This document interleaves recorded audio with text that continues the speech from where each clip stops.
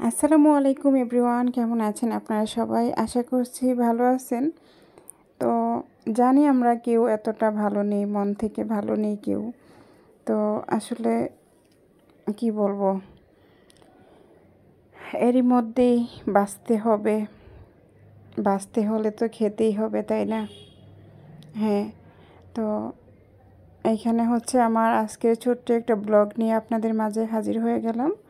আমার আজকের ব্লগ রান্নাবাড়া থাকবে, তারপরে আজকে আমার কি অর্ডার আসলো এগুলো আমি একটু শেয়ার করব। তো প্রথমে আমার অর্ডারের কাজগুলো আমি করে নিচ্ছি দুপুরে রান্নাবাড়ার আগে, কারণ আমার অর্ডারের কাজগুলো হচ্ছে দিতে হবে আমার দুপুর 1-1:30টার দিকে দিয়ে দিতে হবে।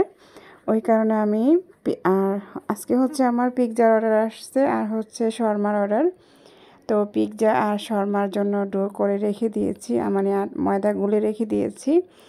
তো ময়দাটা রেডি হইতে হইতে আমার প্রায় 2-3 ঘন্টা সময় লাগবে আর কি। এর ভিতরে আমি দুপুরে রান্না বাড়াটা শেষ করে নিচ্ছি। তো একটু আপনাদের সাথে শেয়ার করতেছি। এখানে হচ্ছে আজকে হচ্ছে ডিম ভুনা করব আর একটা ভাজি রান্না করব, সবজি ভাজি। আর এখানে দেখতেই পারতেছেন ডিমের জন্য আমি পেঁয়াজটাকে খুব ভালোভাবে ভেজে নিয়েছি আর আদা রসুন পেস্ট এগুলো দিয়ে হালকা ভেজে তারপরে গুঁড়া মশলাগুলো দিয়ে দিচ্ছি। গুঁড়া মশলা বলতে হলুদের গুঁড়া, মরিচের গুঁড়া, ধনিয়ার গুঁড়া, পরিমাণ মতো লবণ এগুলো দিয়ে সামান্য একটু পানি দিয়ে দিলাম, এতে করে মশলাটা পুড়ে যাবে না। তারপরে পানিটা দিয়ে খুব ভালো করে মশলাটাকে কষিয়ে এখন ডিমগুলো দিয়ে দিচ্ছি। তো ডিমগুলো দিয়ে একটু নেড়েচেড়ে একটু ভুনা করে নেব। আর অর্ডারগুলো হইতেছে দুপুরে দেওয়া লাগবে আর কি, ওনারা হচ্ছে এগুলো দিয়ে নাকি লাঞ্চ করবে।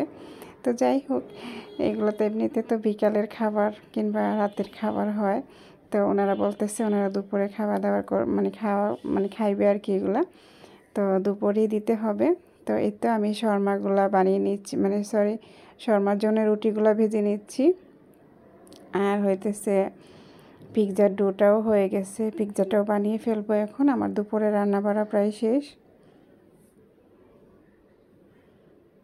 তো 6টা শর্মার অর্ডার আসছে, 6টা শর্মা আর হচ্ছে একটা পিৎজা। তো আসলে লোকজনকে অর্ডার দিতে হলে নিজেরাও ঘরে খেয়ে নিতে হয় আগে। তো 6টা শর্মা বানিয়েছি অর্ডারের জন্য আর 4টা শর্মা বানিয়েছি আমার ঘরের জন্য। ঘরেও তো খেতে হয়, তাই না? আর আমার তো শর্মা খুবই পছন্দ। তো আমি শর্মাটা আমার কাছে খুব ভালো লাগে, তো নিজের জন্য বানিয়ে নিলাম। আর হইতেছে এই তো শর্মা রুটিগুলো ভাজা শেষ। আর এটা হচ্ছে শর্মা সস, আমার নিজের হাতে বানানো শর্মা সস। এই সসের অনেক রেসিপি দেওয়া আছে আমার এতে, চাইলে ঘুরে আসতে পারেন। অনেক রেসিপি দেওয়া আছে কিন্তু আমার এই শর্মা সসের। আর এই শর্মা সসটা দিয়ে আপনারা পিৎজাতেও ব্যবহার করতে পারেন, আর হইতেছে শর্মাতে তো দেওয়া যায়।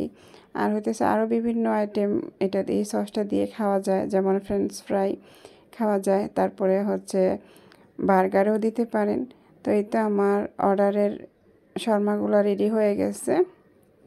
এখন এগুলো এক সাইড করে রেখে হচ্ছে দেখিয়ে দিব আপনাদেরকে আমার পিৎজার এই তো পিৎজাটা অলরেডি আমি বসিয়ে দিয়েছি। আর পিৎজারও অনেক রেসিপি আমার দেওয়া আছে। পিৎজার রেসিপিটাও তো অনেকবার দিয়েছি, তো ওরকমভাবে রেসিপি শেয়ার করলাম না। তো অন্য আরেকদিন আমি পিৎজার রেসিপিটা আরেকবার শেয়ার করব আপনাদের মাঝে। আর এটা হচ্ছে আমি ঘরে খাওয়ার জন্য বানিয়েছি।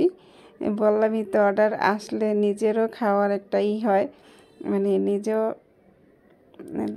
যে অংশটা আমার লাভ থাকবে সেই অংশটা দিয়ে আমি নিজে বানিয়ে খেয়ে ফেলি আর কি। সবসময় তো আর বানানো হয় না, তো এই কারণে নিজেরও খেয়ে ফেলি ঘরে বানিয়ে। তো যাই হোক, ঘরের জন্য ছোটোখাটো একটা বানিয়ে নিলাম। আর এদিকে দেখতে পারতেছেন আমার আম্মা হইতেছে বিড়াল নিয়ে দুষ্টামি করতেছে। আর এই বিড়ালটা সবসময় আমার আম্মার কাছে প্রায় সময় আসে। তো এটা কোত্থেকে জানি হঠাৎ আসে আর কি। তো আসলে আম্মার সাথে খুব মিশে। তো আম্মা হইতেছে বিড়ালটাকে নিয়ে বসে আছে।